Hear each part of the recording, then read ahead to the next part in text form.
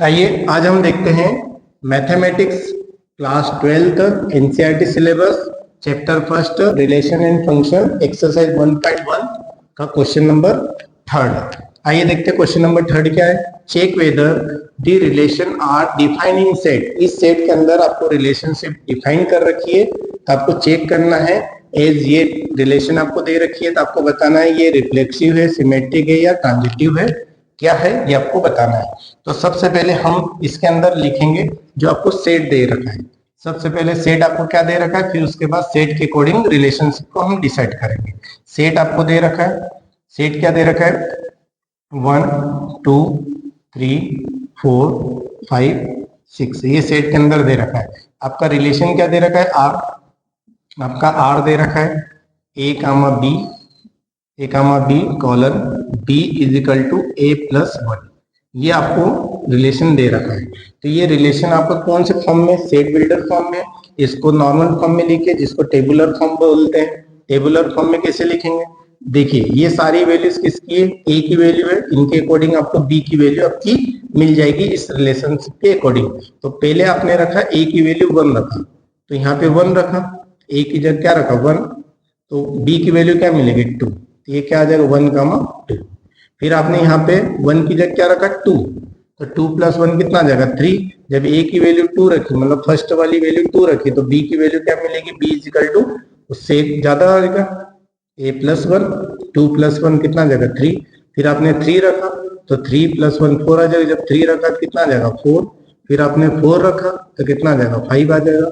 जब आपने 5 रखा तो आंसर कितना आएगा 6।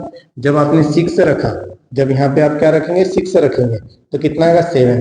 तो ये वाला रिलेशन लूंगा, नहीं लूंगा, क्यों, क्योंकि मैंने बताया था ये जो सेट दे रखा है ये सारी वैल्यूज आपकी एक्स की वैल्यू को डिनोट करता है, यही आपकी वाई की वैल्यू भी, एक्स भी आपको इसी में से लेना रहता है और वाई का आंसर भी जो भी आता है वो भी इसी के अंदर आना चाहिए। तो आप यहाँ पे देखो 7 आ गया, 7 इसके अंदर नहीं है, हम यहाँ पर ये रिलेशन नहीं लेंगे। बस यही तक आपका क्या रहेगा रिलेशन, कि इसको मैं इस फॉर्म में बदल सकता हूँ। ये आपका है सेट बिल्डर फॉर्म, ये आपका टेबुलर फॉर्म है, इस टाइप से आपका आ गया। अब इसमें हम क्या करेंगे, चेक करेंगे, क्या चेक करेंगे, रिफ्लेक्सिव जो आपको बोला है, रिफ्लेक्सिव, सिमेट्रिक और ट्रांजिटिव। तो सबसे पहले हम क्या चेक करेंगे, रिफ्लेक्सिव, क्या चेक करेंगे, रिफ्लेक्सिव। तो रिफ्लेक्सिव के लिए अब रिफ्लेक्सिव रिलेशनशिप के लिए आपको पता है क्या होता है, A comma A belongs to are, ऐसा होना चाहिए।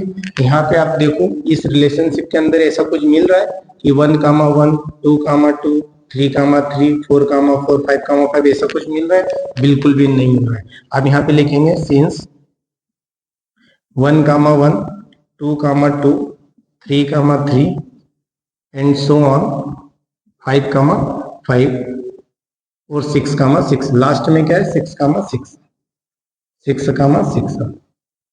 एक्स और वाई की सारी वैल्यू, ये आपका बिलोंग कर रहा है क्या आर के अंदर, नहीं कर रहा है, ये आर के अंदर नहीं है।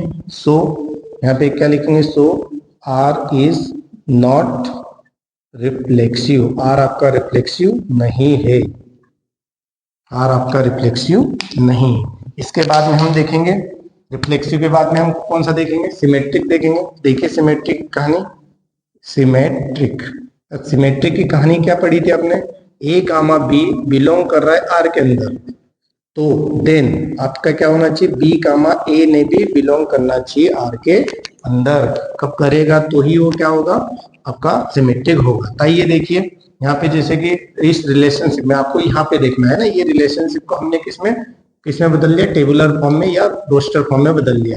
इनमें आप देखो क्या 1, 2 है, तो क्या 2, 1 है, बिल्कुल भी नहीं है। तो 1, 2 है, जैसे ए कामा बी है तो बी कामा ए भी होना चाहिए। 1, 2 है तो 2, 1 इसके अंदर नहीं है, 2, 3 है तो 3, 2 है, नहीं है, कुछ भी नहीं है। एक भी कंडीशन फॉल्स मिल गई मतलब वो आपका रॉन्ग हो जाएगा, वो सिमेट्रिक नहीं होगा। तो आप यहाँ पे लिखेंगे सिंस, क्या लिखेंगे, 1, 2 बिलोंग्स टू आर, 1, 2 बिलोंग कर रहा है आर के अंदर। देखिए 1, 2 बिलोंग कर रहा है आर के अंदर, but 2, 1 not belongs to R, ये आर के अंदर बिलोंग नहीं कर रहा है। तो क्या लिखेंगे, so R is not symmetric,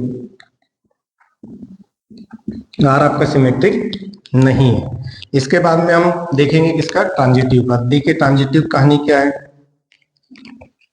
transitive की कहानी को देखते हैं। ट्रांजिटिव की कहानी देखी थी हमने, क्या थी, A comma B belongs to R and B comma C belongs to R. ये कब बिलोंग कर रहा है, तो उस केस में आपका ए कामा सी ने भी बिलोंग करना चाहिए आर के अंदर। तो ऐसी कोई सी कहानी इसके अंदर है क्या, देखिए जैसे 1 कामा 2 है, देखिए बिल्कुल इसको आप ए बोल दीजिए, इसको आपने क्या बोल दिया, ए बोल दिया, इसको आपने बी बोल दिया। तो 1 कामा 2 है, बिल्कुल है इसके अंदर। 1 कामा 2 है, तो ये आपका बी हो गया और ये आपका क्या हो गया, सी। ए कामा बी है, बी कामा सी भी है, तो फिर क्या मिलना चाहिए, ए कामा सी मिलना चाहिए। तो ए कामा सी इसके अंदर है, नहीं है। तो आप यहाँ पे क्या लिखेंगे, वैसा का वैसे ही लिखेंगे जैसे इधर लिखा। क्या लिखेंगे, सिंस, क्या लिखेंगे, 1 comma 2 belongs to R and 2 comma 3 belongs to R, but 1 comma 3 not belongs to R। ये 1 कामा 3 R के अंदर नहीं है। क्या लिखेंगे, so R is not transitive। तो इस क्वेश्चन में भी आप देखोगे, जैसे क्वेश्चन नंबर 2 किया था और ये क्वेश्चन नंबर 3 किया, दोनों के दोनों क्वेश्चनों में न रिफ्लेक्सिव मिला, न सिमेट्रिक मिला और न ट्रांजिटिव मिला। तो यहाँ पर आप इंप्रेशन डालना हो तो लिख सकते हैं, यहाँ पे लिख सकते हैं, हेंस आपको वैसे रेड पेन का एग्जाम में नहीं इस्तेमाल करना है, मैं तो जस्ट चीजों को अलग अलग बताने के हिसाब से मैं अलग अलग पेन्स का इस्तेमाल कर रहा हूँ। आपको तो सिंपल जो आपका ब्लू पेन है वही पेन इस्तेमाल करना है। हेंस यहाँ पे लिखेंगे R is neither reflexive nor symmetric